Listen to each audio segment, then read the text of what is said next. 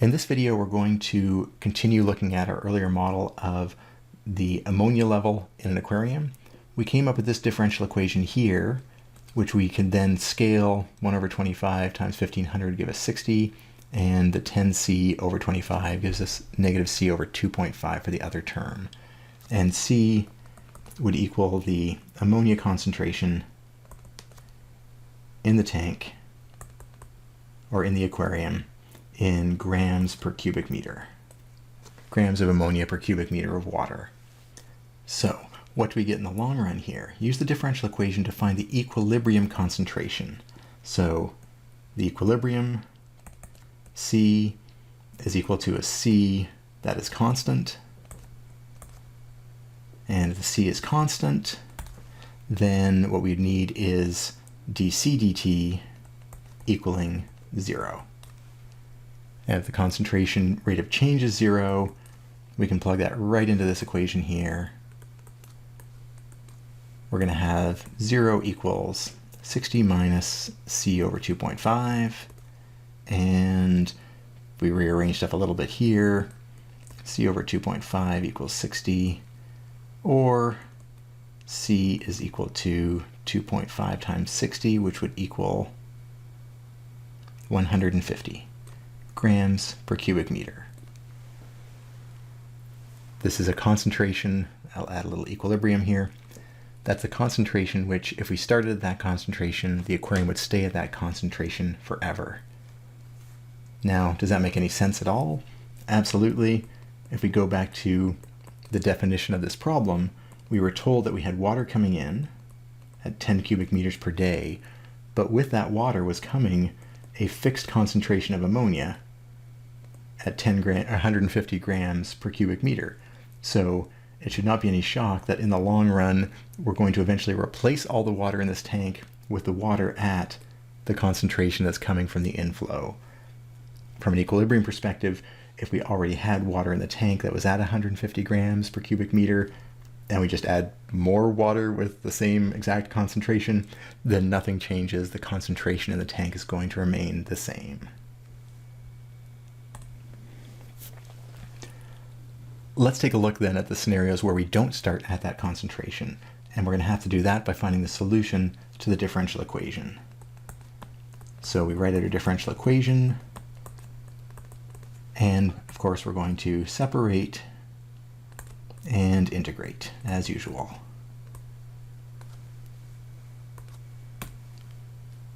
There's not much we can do with this right-hand side. We're going to pretty much take the whole package, and the dt is going to go up in the other direction. So we'll have 1 over 60 minus, and I'm going to write it out like this, a constant times c here, and put the dt on the other side, and then we can integrate both sides. The reason to write it out like this is because we can then get our, notice that we have a linear term in the bottom here, so we're going to get the ln integral. We get the whole thing inside the ln, but because there's a multiplier for the c, we're going to need to divide by that multiplier to get the correct guess and check integral. We should be able to differentiate this with respect to c and get back this expression here. On the right-hand side, we're going to have t plus a constant, and we just have to be careful here. C's already being used. So we better find another letter to use. So let's call it capital D. That's not something we've had in this problem yet. So aside from that little wrinkle, so we don't have C meaning two different things, everything proceeds as we've seen in other examples. We then want to solve for the concentration. Concentration, which is C. That means bringing up this negative 1.25, negative 1 over 1.25, 1 over 2.5c here. This comes up. We'll have negative t over 2.5, misspoke there a few times, plus minus d over 2.5. When we bring this up to there, we then use e as a base for both sides because we want to get rid of that logarithm. the E and the ln are inverses, we get back our absolute value of that expression there. And then we do our typical breakup of these two elements. We have the exponential, and then we also have a product with that with e to the minus d over 2.5. Another traditional step, we're going to create a new variable a, new constant a, and it's going to equal that horrible combination of exponentials and the 2.5s and everything. And we're also going to have it be positive or negative as required to get rid of those absolute value signs.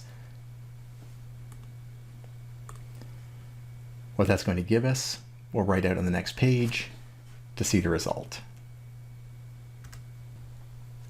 With that substitution, we're going to end up with just the expression itself, no absolute values required anymore.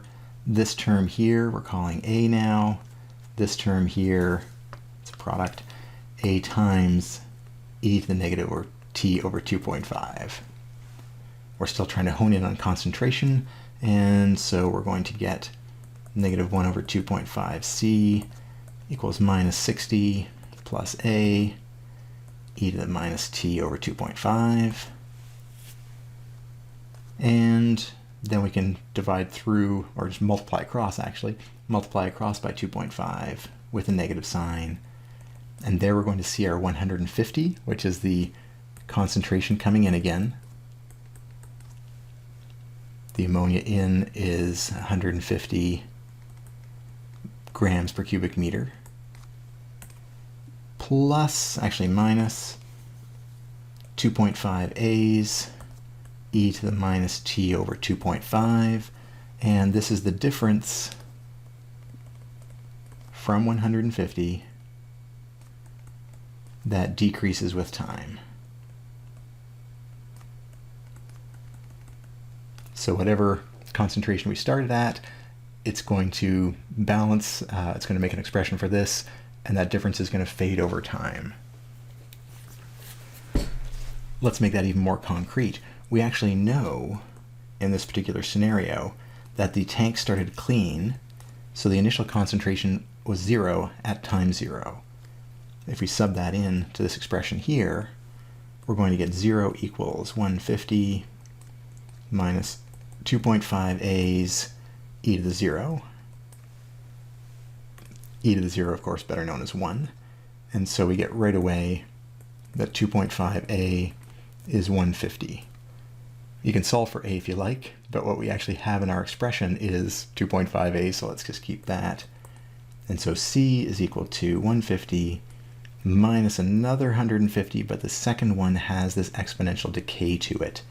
So what we're going to start off with is these two things perfectly in balance, and then this term shrinks, getting us closer and closer to 150 grams per cubic meter over time. Trying to put this in a box and having a hard time. There we go.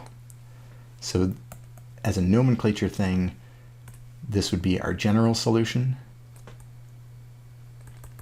It has some value in here that's yet to be determined and will vary depending on what our initial concentration in the tank was. And this is our particular solution,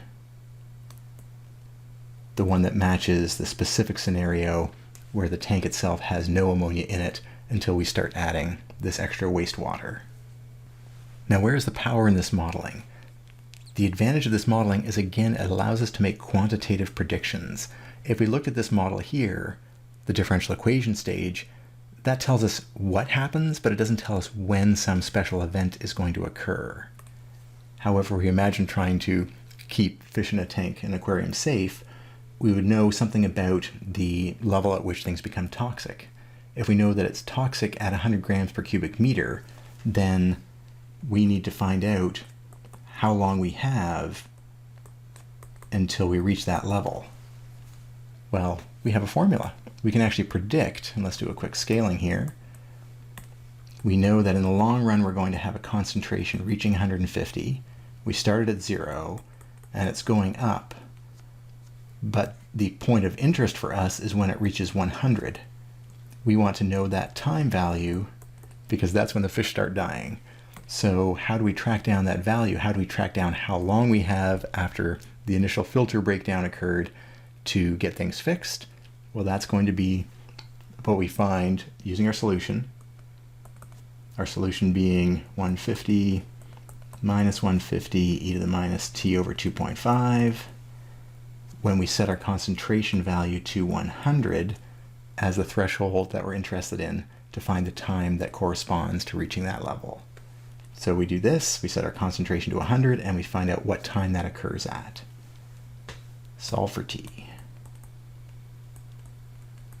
All right, if we're going to solve for t, we bring this over, we get negative 50 equals negative 150 e to the minus t over 2.5. Then we can divide through by a bunch of stuff, and we end up with 1/3 equals e to the minus t over 2.5. And this is a standard solving process, though now we're trying to get rid of the exponential. So we can take the ln of both sides of that equation, and we'll have, I'm going to bring this over because we're solving for t, ln of 1/3, and that gives us t is minus 2.5 times ln of 1/3.